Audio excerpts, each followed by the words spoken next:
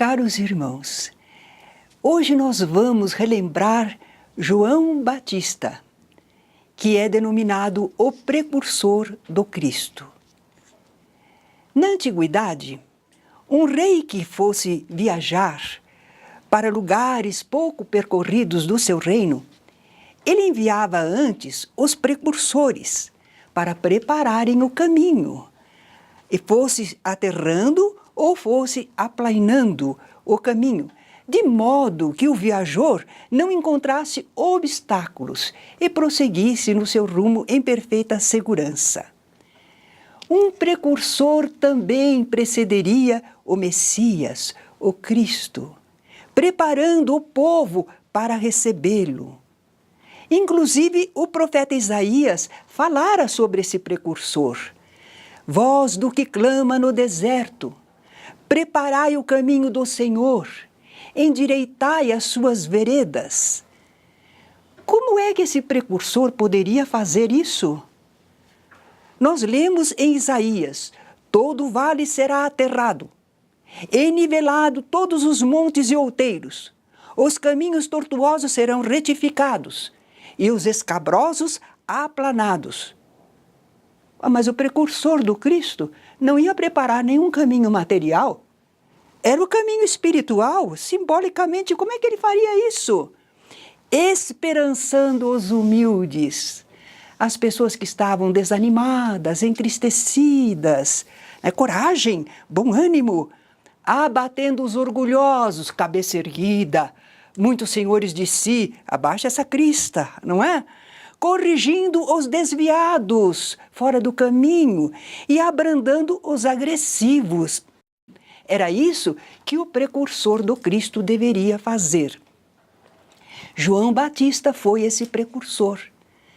Nos 4 evangelhos, os autores, antes de falarem da tarefa de Jesus, contam como é que João surgiu no cenário antes dele na Palestina, anunciando ao povo que o Messias em breve chegaria e que todos se preparassem espiritualmente para recebê-lo. João era chamado o Batista, porque ele batizava. A palavra batismo significa mergulho. Então ele batizava, ele mergulhava as pessoas nas águas do Rio Jordão. Não podemos confundir João o Batista com João o Evangelista, que é aquele que escreveu um evangelho. São duas pessoas diferentes. Na época em que Herodes o Grande reinava na Judéia e César Augusto imperava em Roma, nas montanhas da Judéia moravam Zacarias, ele era sacerdote da ordem de Abias, e Isabel, uma das filhas de Arão. Ambos eram justos perante Deus, eram pessoas que respeitavam a religião, que respeitavam os bons costumes. Indo a Jerusalém na ordem do seu culto, sim, porque os sacerdotes israelitas não estavam todos lá em Jerusalém, eles moravam cada qual no seu lugar. E havia uma ordem pela qual certo grupo de sacerdotes comparecia ao templo para realizar os serviços. Não iam todos ao mesmo tempo, o trabalho estava dividido em turmas. Então, Zacarias, na ordem da sua turma sacerdotal, foi a Jerusalém para realizar o culto no templo. E aconteceu que lá ele teve uma visão, ele viu um anjo. Que é um anjo? Um espírito mensageiro. Nós atualmente temos a ideia de anjo como um ser criado à parte da humanidade. Não, à luz da doutrina espírita sabemos que tudo que vem de Deus é equânime, é igual, não é? Como poderíamos ser diferentes dos anjos? Então nos queixaríamos para Deus: ó Senhor, como fizeste os anjos maravilhosos, e olha como me fizeste. Não, os anjos são os espíritos criados como nós, mas que ao longo dos anos evoluíram, dos séculos, dos milênios, e agora ostentam qualidades maravilhosas que nós temos em potencial, mas ainda não as desenvolvemos. Então, um mensageiro assim, um espírito superior, se apresentou para Zacarias lá no templo, disse que o seu nome era Gabriel, e anunciou a Zacarias que ele seria pai. Zacarias duvidou um pouco do anúncio do anjo, porque ele era velho já, e a sua mulher também. E além disso, a sua mulher nunca tivera filhos, ela era estéril até então. Como sinal, o anjo fez Zacarias ficar mudo, até que se desse o nascimento do menino. No anúncio sobre o nascimento dessa criança, o anjo falou várias coisas. Por exemplo, terás prazer e alegria, e muitos se alegrarão no seu nascimento. Certamente. Zacarias ficou contentíssimo, porque enfim ele tinha um herdeiro. Isabel também, porque afinal de contas ela não era mais estéril. Isso era para a mulher israelita uma tristeza, não ter contribuído para o povo do Senhor, para o engrandecimento, não é? Parentes e vizinhos se alegraram, porque o seu parente estava tão feliz agora, não é? E mais tarde, o trabalho de João iria beneficiar muitas pessoas e elas também se alegrariam, não é? Disse mais o anjo: ele será cheio do Espírito Santo já desde o ventre de sua mãe. Isto significa que ele teria já manifestações espirituais, mas desde o ventre de sua mãe? Verdade. Maria, depois do anúncio do anjo, visitou sua prima Isabel, que morava lá nas montanhas da Judéia. Mas a Isabel estava grávida já há 6 meses. Tanto que Jesus nasce, ele era 6 meses mais novo do que o seu primo, não é? A criança no ventre de Isabel, quando viu Maria, se aproximou Maria, ela estremeceu no ventre de Isabel. E Isabel ficou mediunizada, envolvida pela influência daquela criança que estava se formando no seu ventre, né? Aquele espírito que animava aquele corpinho novo. E ela exclamou: bendita és tu entre as mulheres, e bendito o fruto do teu ventre. E de onde me provém que me venha visitar a mãe do meu Senhor? Quem falou isso não foi Isabel. Ela falou isso inspirada, sob a influência do Espírito. Mas isso é curioso, não é? Porque nós sabemos, à luz do Espiritismo, que quando o Espírito, na concepção, se liga a um novo corpo que vai formar, através do seu perispírito influenciando aquele corpinho, geralmente a pessoa perde a consciência de si mesmo e não consegue manifestar-se assim. Mas João era um espírito em especial, evoluído, que tinha uma tarefa grande e que pôde, então, manter a sua consciência e dar este sinal de vida desde o ventre de sua mãe. Disse mais o anjo: ele porás o nome de João. Ah, mas o povo que estava lá, os amigos, parentes, eles iam chamar a criança, quando nasceu, de Zacarias, porque era o nome do seu pai também. Consultada a mãe, ela disse: João. Mas não havia esse nome na família. Mas Isabel estava atendendo ao que o anjo dissera: ele porás o nome de João. Consultaram o pai, Zacarias, que ainda estava mudo. E ele confirmou, escrevendo numa tabuinha: João. E aí ele recuperou a fala. Terminou o castigo pela sua incredulidade. Mas esse fato de uma criança estar nascendo sob tantos auspícios especiais foi muito admirado e se divulgou pelas montanhas da Judéia. E as pessoas se perguntavam: quem será, pois, este menino? E a mão do Senhor estava sobre aquela criança. Ele crescia e se robustecia em espírito e viveu nos desertos até o dia em que havia de mostrar-se a Israel. Ele viveu naquela região, meio erma, fora das cidades. Lá moravam seus pais, naquela montanha, até o dia em que ele teve que se apresentar ao povo israelita, entrar para o trabalho junto ao povo. No ano 15 do império de Tibério César, Pôncio Pilatos era o presidente da Judéia. Herodes Não é Herodes o Grande, aquele que matou as criancinhas, não. Já é um dos seus filhos. Herodes era tetrarca da Galileia. E Anás e Caifás, os sumos sacerdotes. Então João agora já estava moço, não é? Perto dos 30 anos. João veio-lhe no deserto, a gente pensa no deserto como do Saara, não é isso, no ermo, no lugar não habitado, lá onde ele morava. João veio-lhe no deserto a palavra de Deus. A gente brinca um pouquinho.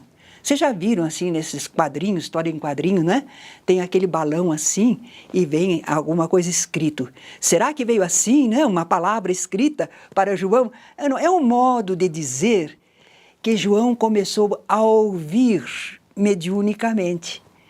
Ouvir uma manifestação espiritual. A palavra de Deus, a mensagem divina. E aí ele começou a percorrer, pregando toda a terra ao redor do Rio Jordão. E ele se apresentava de uma forma diferente, porque ele se vestia de pele de camelo, com um cinto ao redor dos rins.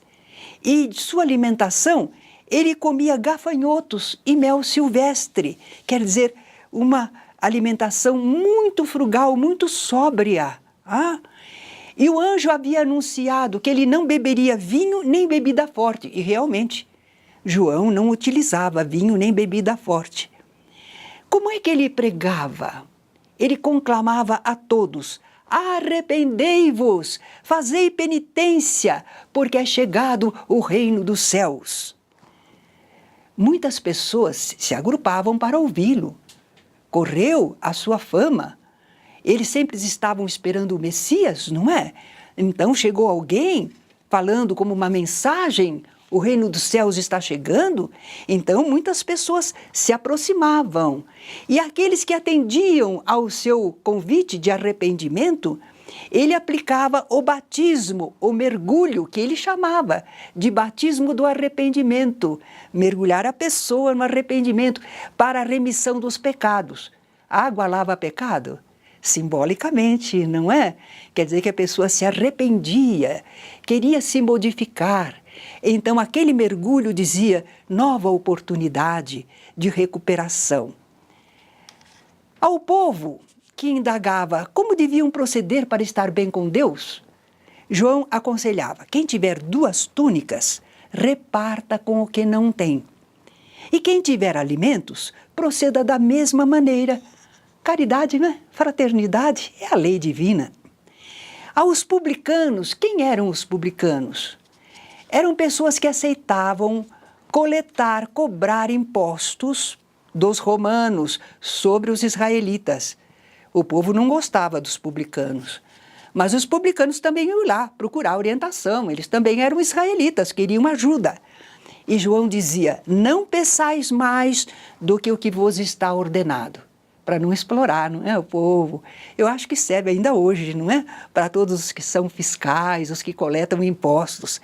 Aos soldados, ele dizia: a ninguém trateis mal, nem defraudeis, e contentai-vos com o vosso soldo. Excelentes conselhos, não é? Mas os judeus estavam sempre na expectativa era da vinda do Messias. Só que ninguém sabia como seria o Messias. Que aspecto ele teria? Então, quando alguém chamava a atenção pública, assim como João estava fazendo, logo pensavam: será o Messias? Será que é ele o Messias? Então, de Jerusalém, vieram sacerdotes e levitas. Levitas eram os que trabalhavam no templo, para perguntar a João: quem és tu? Vieram saber: quem és tu? João respondeu logo: eu não sou o Cristo. Ele sabia já que o pessoal queria que ele fosse o Cristo. Eu não sou o Cristo. Não é o Cristo. Bem, mas antes do Cristo, eles também esperavam que o profeta Elias, um profeta do passado, voltasse à terra. Estava escrito lá, estava anunciado, não é? Malaquias tinha dito: eis que vos envio o profeta Elias, antes que venha o dia grande e terrível do Senhor. E converterá o coração dos pais aos filhos, e o dos filhos aos seus pais, para que eu não venha e fira a terra com maldição. Ora, João era enérgico e destemido, como Elias. Pregava exatamente o arrependimento e a reconciliação. Então, não é o Cristo, és Elias? Perguntaram para ele. Não sou. Não era. Claro que ele era. Né? Nós sabemos, existem passagens que comprovam. Mas ele está reencarnado e quando a gente reencarna, a gente esquece o passado. Então, ele não pode afirmar que ele é Elias de volta. Ele mesmo não pode afirmar isso. Não sou. Ah, não é o Cristo? Não é Elias? És tu profeta? Quer dizer, pelo menos és médium? És um porta-voz divino? Ah, não. Ele respondeu. Ah, como não era? Ele tinha escutado as vozes espirituais, não é? Mas ele não era o profeta que eles esperavam, não é? Ele não era alguém, ele não se julgava assim. Ele era modesto, não é? Não se julgava alguém especial. Ele não se julgava mensageiro maior. Acabaram perguntando, o que dizes de ti mesmo? Ah, não é uma coisa, não é outra. O que dizes de ti mesmo? Eu sou a voz do que clama no deserto, endireitai o caminho do Senhor. Ah, ele foi citar Isaías. Ele era o precursor. Ele era o que vinha antes no caminho, preparando o caminho para o Messias. De fato, ele clamava no deserto das almas sem fé e dos corações endurecidos. Mas aqueles homens, sacerdotes e levitas, não estavam satisfeitos. Se não és o Cristo, nem Elias, nem profeta, por que batizas? Eu vos batizo com água para o arrependimento. É uma coisa primeira, é um primeiro passo, é uma preparação só. Depois viria alguém mais poderoso, que batizaria, mergulharia as pessoas em espírito e no fogo. Nós vamos ter a aula seguinte que vai falar dos 3 batismos. Mas estamos só contando o que aconteceu. Esse que viria depois era Jesus. Jesus veio da Galileia ter com João junto ao Rio Jordão. E ali foi batizado por ele, mergulhado por ele. Este episódio todo está melhor explicado na próxima aula. Me perdoem, vamos seguir no rumo do que queremos dizer agora.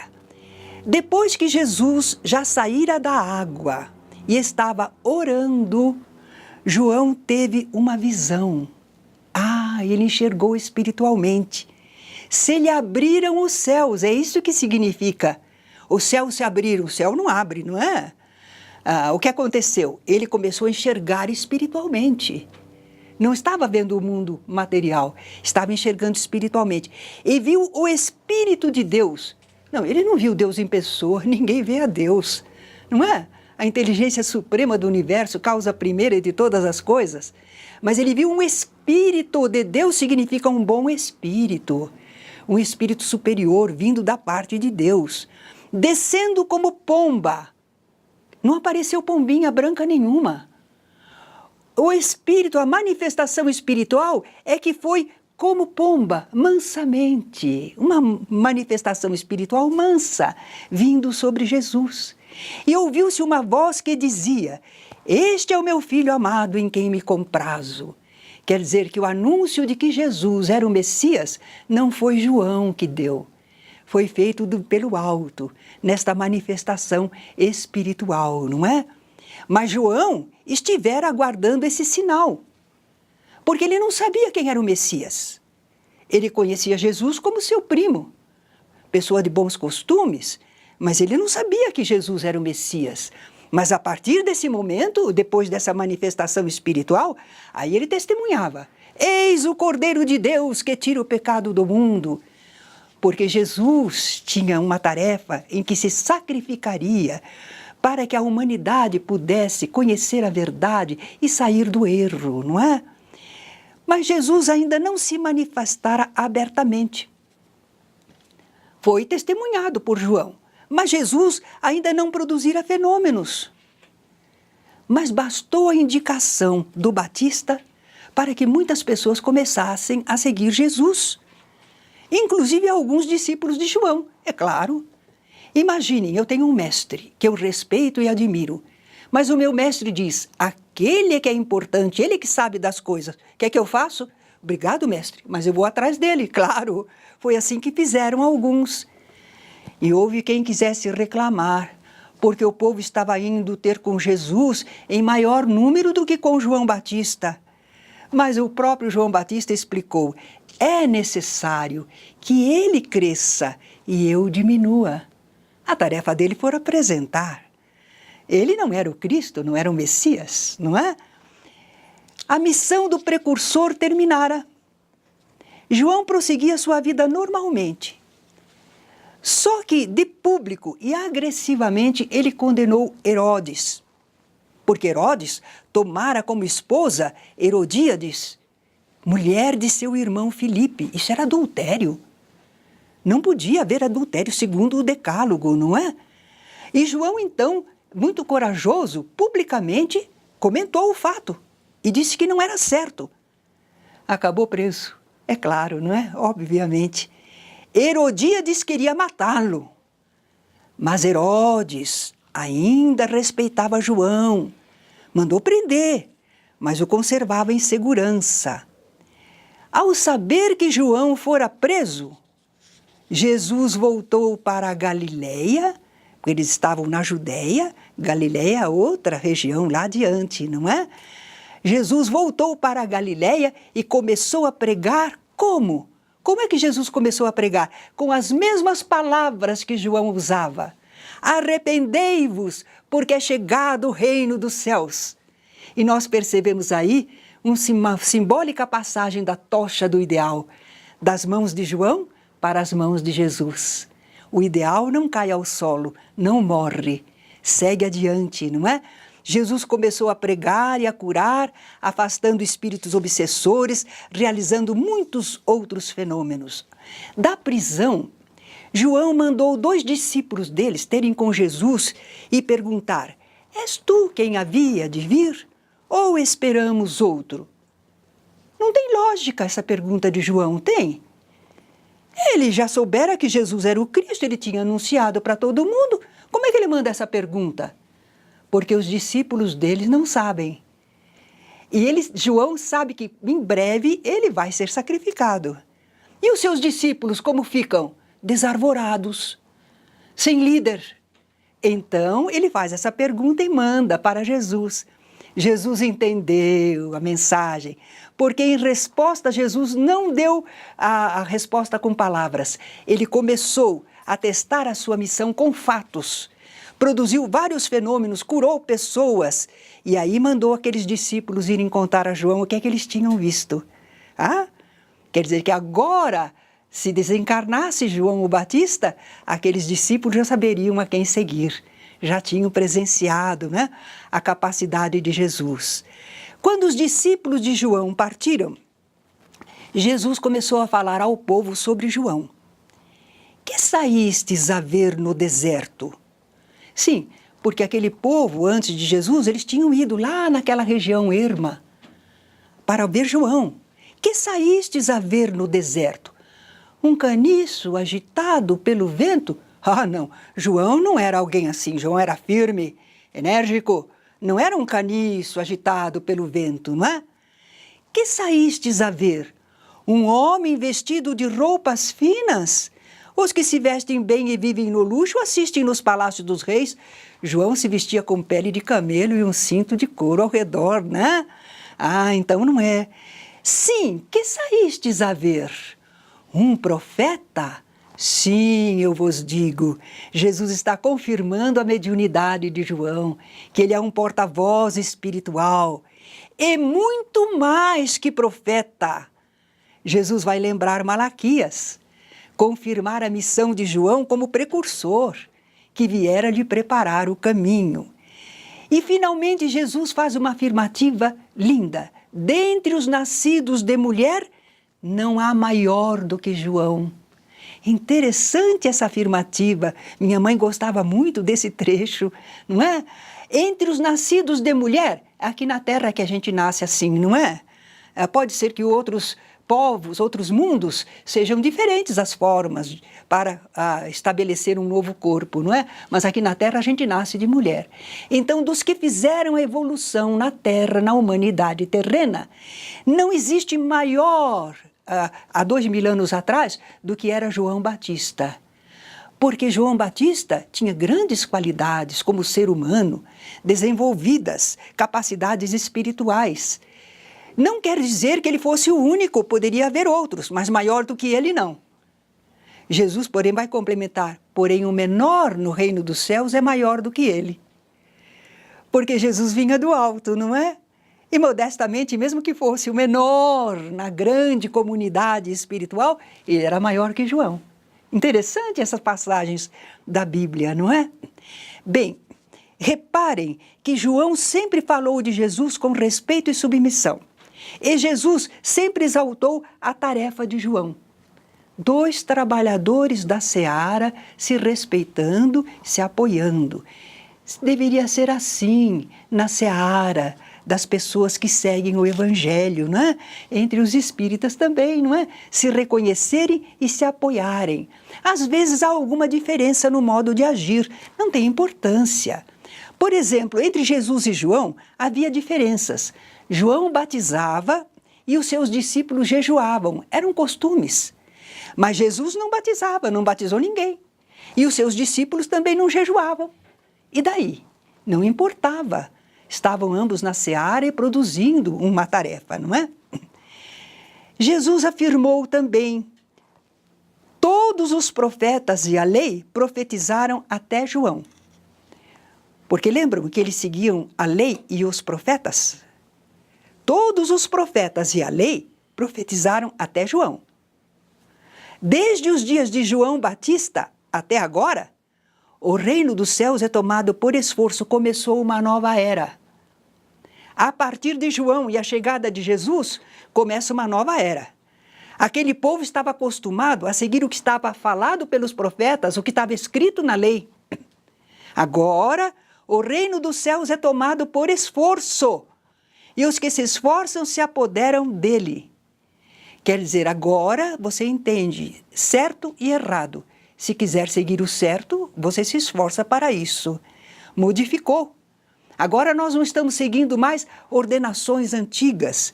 Vamos aprender com Jesus novos ensinamentos. E agora temos que pensar, entender, trabalhar e procurar viver. Curioso que os fariseus e doutores da lei não acolheram a João, nem aceitaram Jesus. Um agia de um modo, outro agia de outro. Mas eles não aceitaram nenhum nem outro. E Jesus então indagou: a quem eu compararei os homens desta geração? Eles se parecem com os meninos na praça que dizem aos amiguinhos: nós tocamos flauta e vocês não dançaram. Nós entoamos lamentações e vocês não choraram. Quer dizer, eles queriam que João e Jesus dançassem conforme a música deles, que atendessem ao que eles queriam.